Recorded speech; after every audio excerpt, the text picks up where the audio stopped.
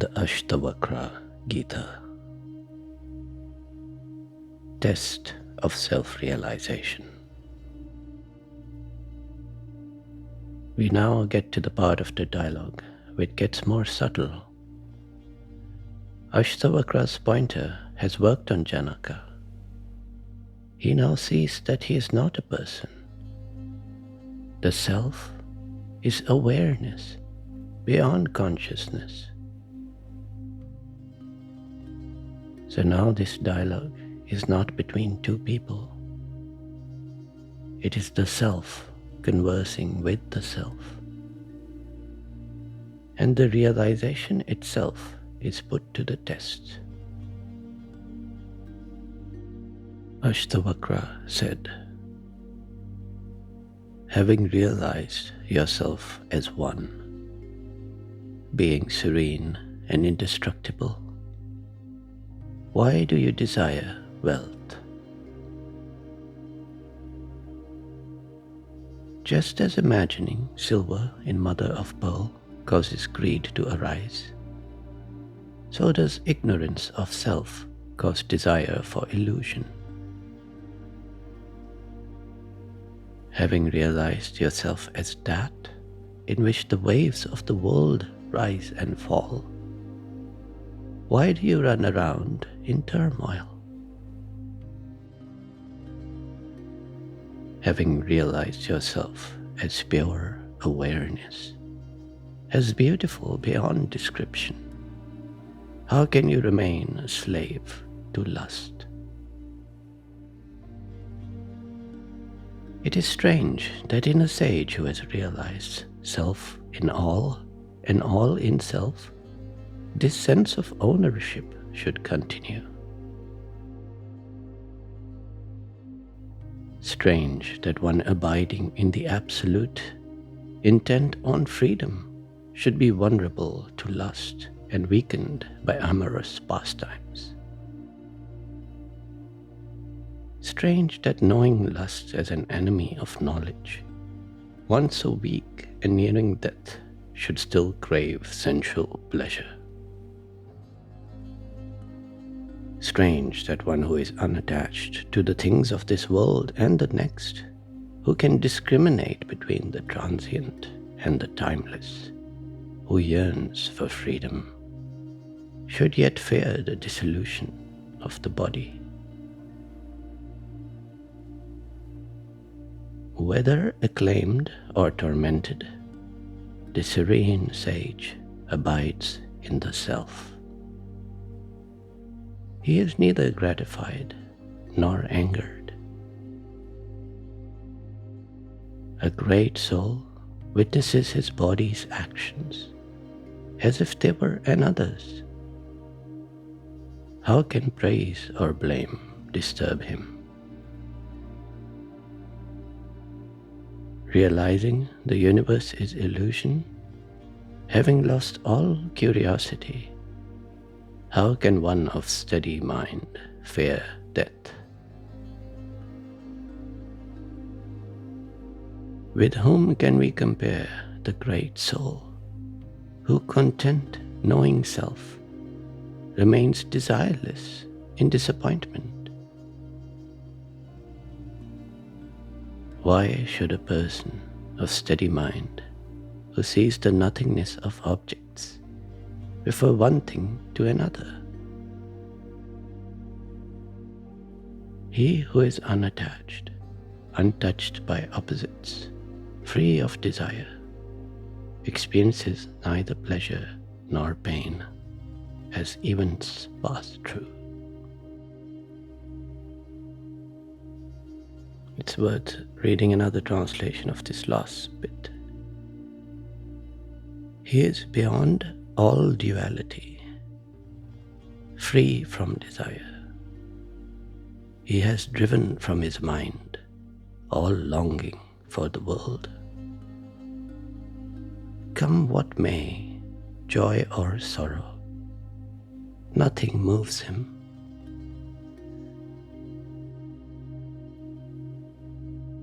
There is a bit of a conundrum here, a test that Ashtavakra has put to Janaka. This is how Janaka responds. Janaka said, "Surely one who knows self, though he plays the game of life, differs greatly from the world's bewildered, burdened beasts. Truly the yogi feels no elation, though he abides in the exalted state, yearned for by Indra and all the discontented gods. Surely one who knows that is not touched by virtue or vice, just as space is not touched by smoke, though it seems to be. Who can prevent the great soul, who knows the universe as self, from living life as it comes? Of the four kinds of beings, from Brahma to a blade of grass, only the sage can renounce aversion and desire. Rare is he who knows himself as one and no other, the Lord of the universe. He acts as he knows and is never afraid.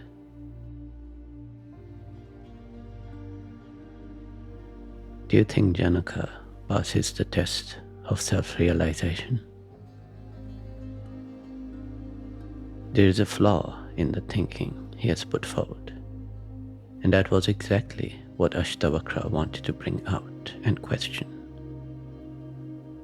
We will now go into this. Both Janaka and Ashtavakra have realized the root cause of misery, the reason of all craving and clinging.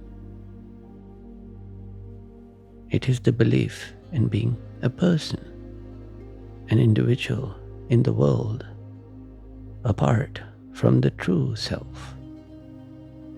That is just pure awareness.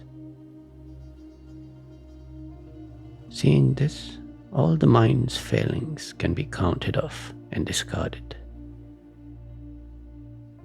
In this realization, you become perfectly calm, desireless, content in your own true nature. All the desires are based on the idea of me, a particular individual with its needs and wants. Letting go of that identity, there's the peace that is your own. In the realization that there is no individual self, that the true self is awareness, the idea that passions or desires may return seems impossible. But in the same realization is the knowledge that there is no person behind desires. There is no individual willpower or anyone in control. So it is also clear that desires and passions and cravings can and will return. It is strange, but it is so, because there is no person to stop desiring, or who was ever there to desire anything. The desires are only the experience of what is going on in the body. The devotees want to believe that their sage is perfect, but the lesson has been repeated many times over through the many sages who were put on a pedestal and then regressed to their base desires. You may think they were simply ignorant from the beginning, but it is very much true. that the truth of non-duality can be realized, and yet the mind still continues through its old patterns of thought. Ashtavakra's aim is now to guide Janaka past the point of no return, to cement the understanding beyond a temporary spiritual high. Whether acclaimed or tormented, the serene sage abides in the self. He is neither gratified nor angered, because to abide in the self is to know that there is no self except awareness alone.